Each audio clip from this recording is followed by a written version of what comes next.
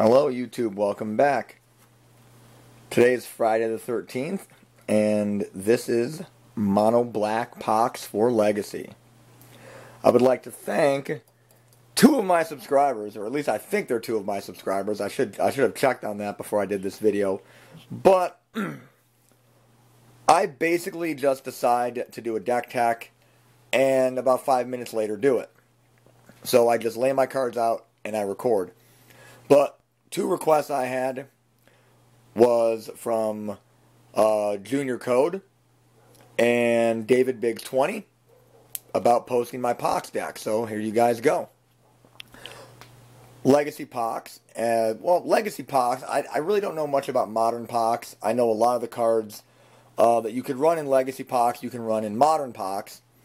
But Legacy Pox is basically a control deck with somewhat prison elements that can be worked in, such as the Abyss, Chains of Mephistopheles, or Nether Void, all of which come from Legends, all of which cost $130, $140, $150 a copy.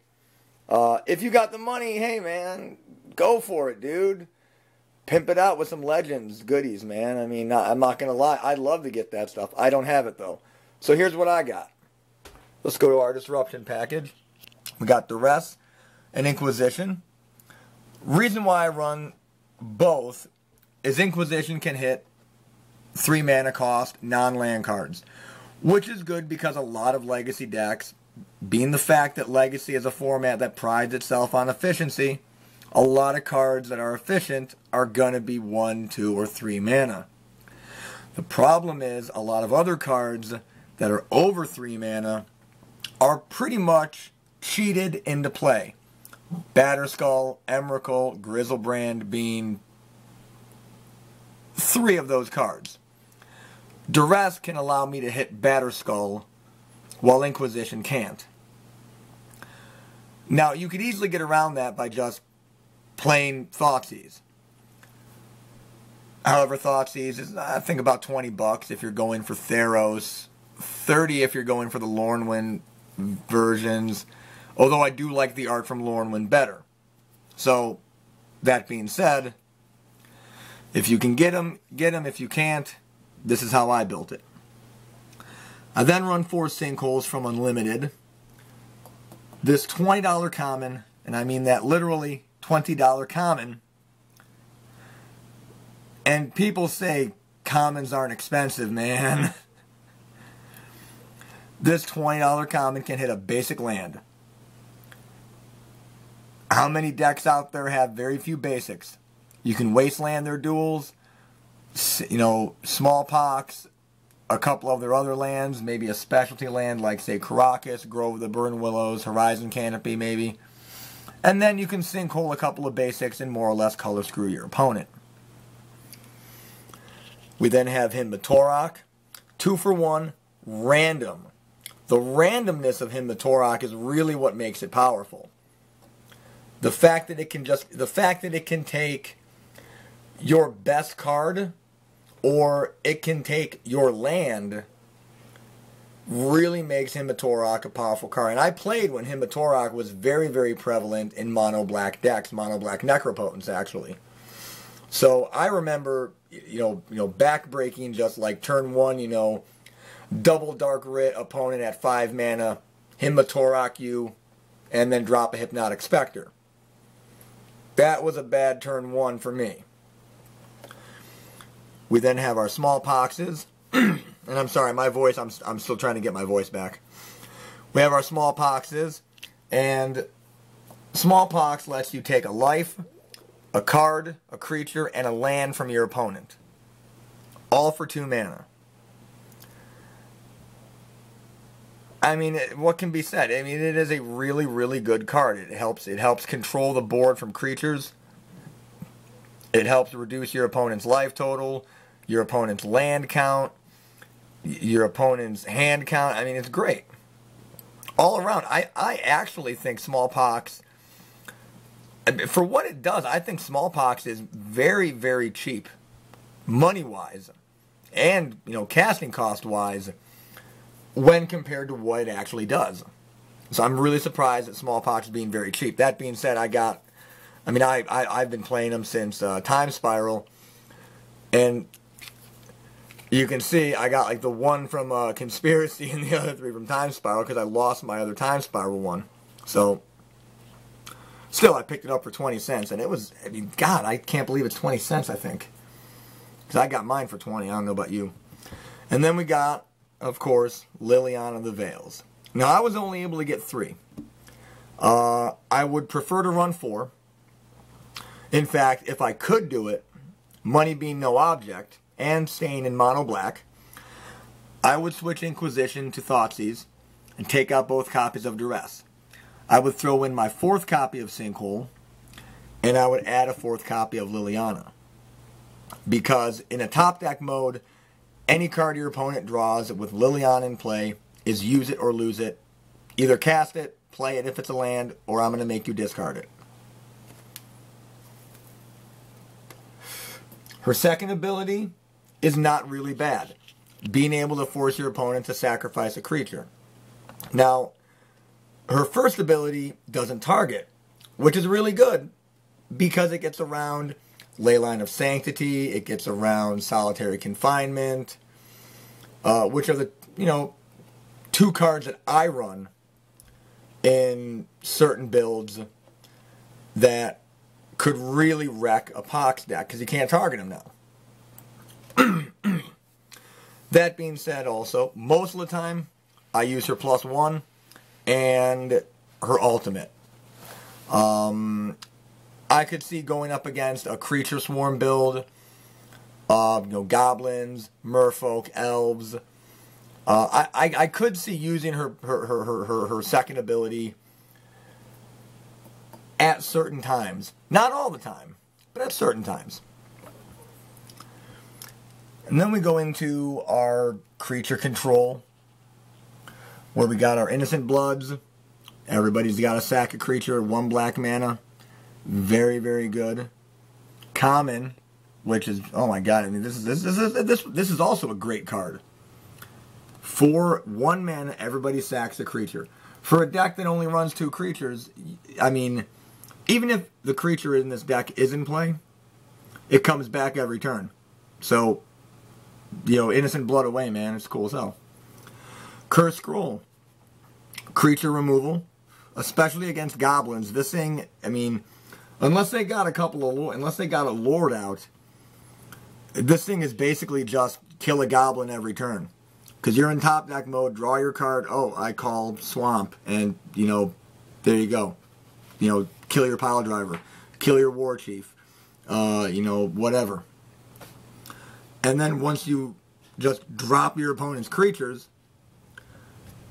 it's now a win condition too. For mass removal, I went with Ratchet Bomb. Now, people have debated between Ratchet Bomb and Powder Keg. Powder Keg coming from the Urza block, Ratchet Bomb initially coming from the second Mirrodin block, being reprinted in M14. Both of them are the same speed. Ratchet Bomb, you have to tap to put a counter on it. Powder Keg, it happens during your upkeep. So they're both the same speed in terms of how fast they can kill converted mana cost X. They're both the same speed. However, the wording on Powder Keg is artifacts, creatures, and enchantments. Ratchet Bomb, non-land permanents, including a Planeswalker. This is why I recommend Ratchet Bomb over Powder Keg. It can take out a Planeswalker if you need to tick it up to that to that many counters.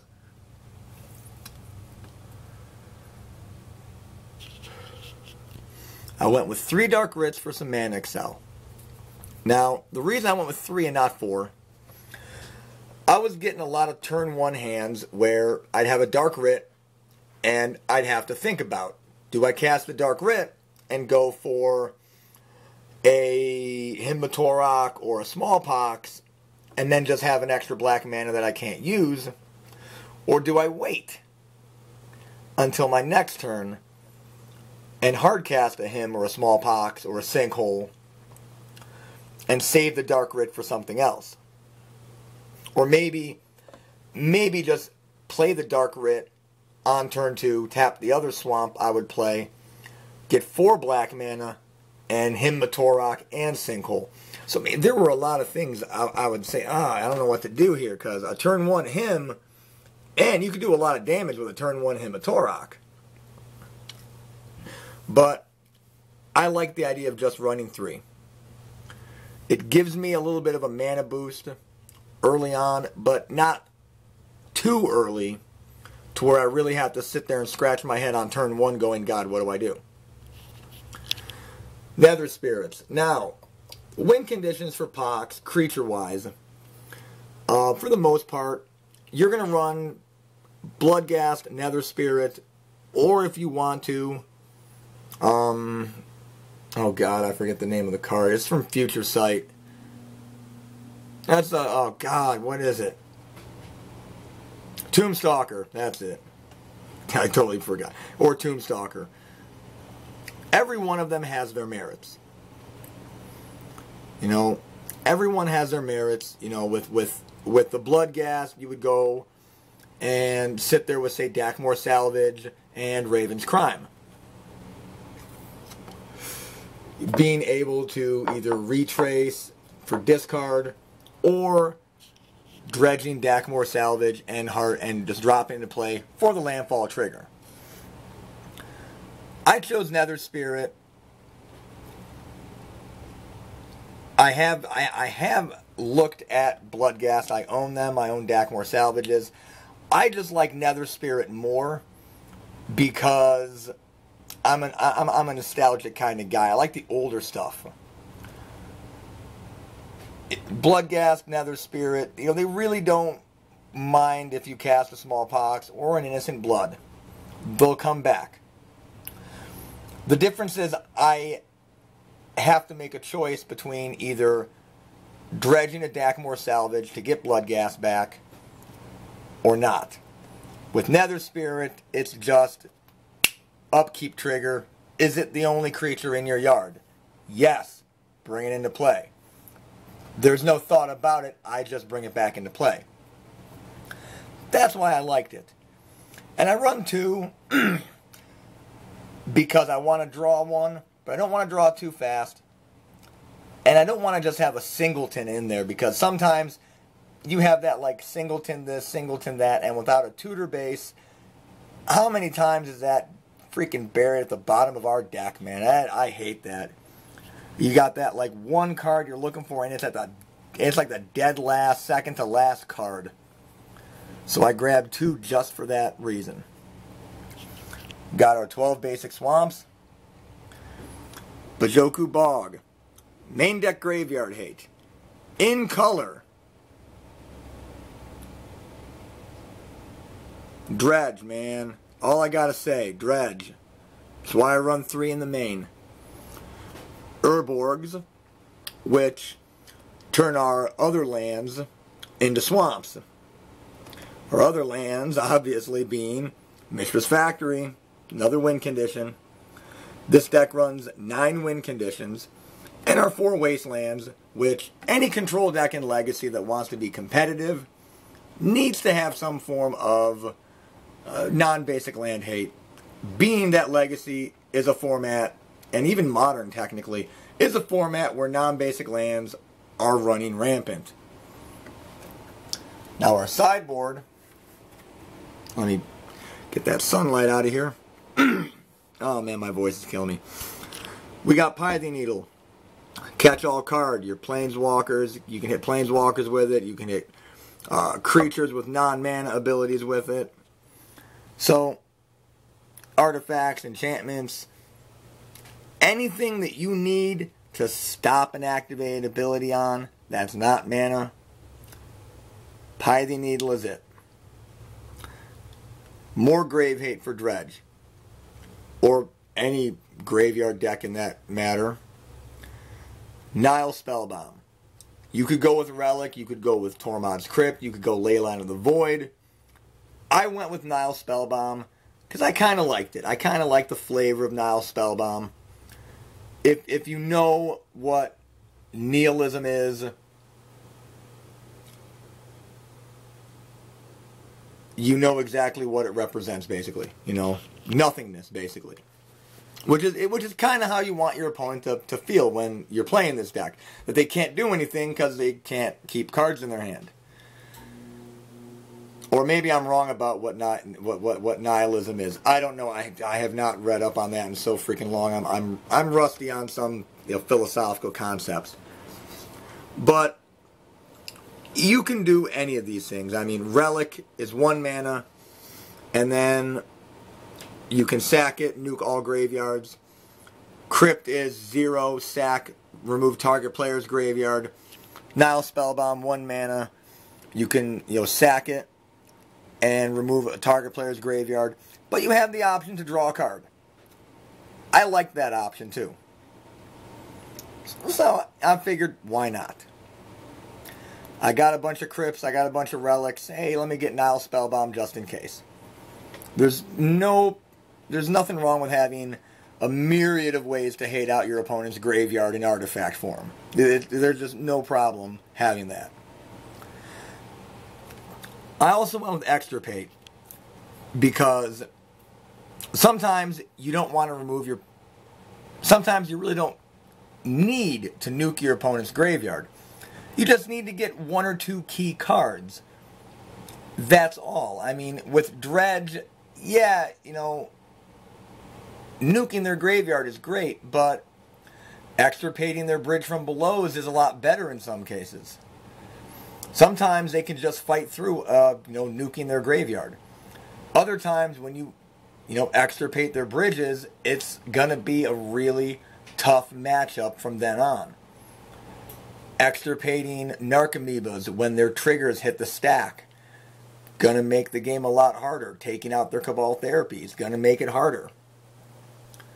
Whereas just removing their graveyard, it slows them down. But that's all it really does. And I chose this over Surgical Extraction because to me, Surgical is only something I'm going to put in a deck that can't tap for black mana. Like the Blue-Red Delver build I'm putting together right now. Or my Blue-Red Dreadstill deck. I ran Surgical there simply because I can't use black mana. I don't have the ability to generate it. But I can pay life and get rid of, and take some crap from you. So that's why I'm running Extirpate over Surgical. Then, of course, Ratchet Bomb, a 3rd copy, just in case you need to get rid of a few more permanents. Creature Swarms, stuff like that. And speaking of Creature Swarms, Elf combo. Why not just hate on Elves? Or Tarmogoyfs with Perish. I mean, why not? It is really going to make it a lot easier. But if you're hating on Elves, I would prefer Engineered Plague. I mean, I would bring all 6 of these in if you're playing Elf combo, because that just gives you an even better option to win. But Engineered Plague is great for the sideboard because 1, Merfolk, 2, Goblins, 3, Elves, 4, if you play against, and I am building this, if you're playing against, The Walking Dead, you call Spirits. Bloodghast is now not going to be able to come back into play off the landfall trigger because it'll die the second it comes in. And Lingering Souls has been completely nerfed at that point because all the Spirit tokens get to die. So that really basically takes 8 cards out of their deck. So it's a good option. Other options, heavy creature format, you can run Ensnaring Bridge over the Abyss if you're budgetizing a lot. It's a meta call. And right now, being that I don't have the Abyss, I would go with Ensnaring Bridge. But for Legacy, from Mono Black Control deck, I like this build. I'm going to grab that 4th Liliana in the future. But this is what I'm running now. And please, play Magic.